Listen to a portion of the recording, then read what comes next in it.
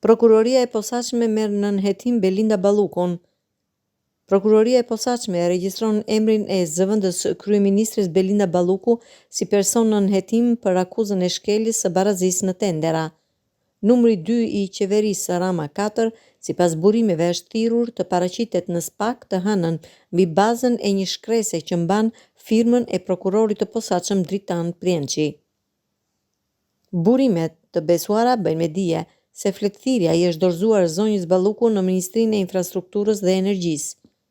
Në fletëthirje, Ballukut i bëhet me dije se në momentin e paraqitjes në prokurorinë e posaçme duhet të jetë shoqëruar nga një avokat, çka në raste të tilla lajmëron se mund të t'i komunikohet akuzë penale.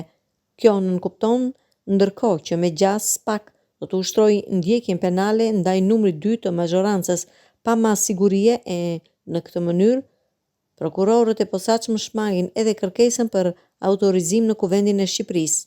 SPAK është tejet i rezervuar për të dhënë detaje lidhur me çështjen që po e heton zëvendës kryeministren Balluku, pasi ndaj saj ka një sër kallëzimesh penale, përfshirë edhe atë të tunelit të Llogaras, ku vlera e tenderit që u fitua nga një kompani turke u rrit me mbi 50 milion euro.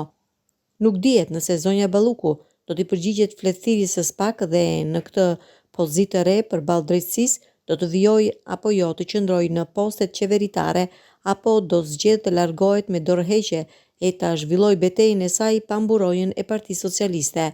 Belinda Balluku e ushtron detyrën e zëvendës kryeministres që prej korrikut 2022, ndërsa atë të ministres së infrastrukturës dhe energjisë që prej janarit të vitit 2019.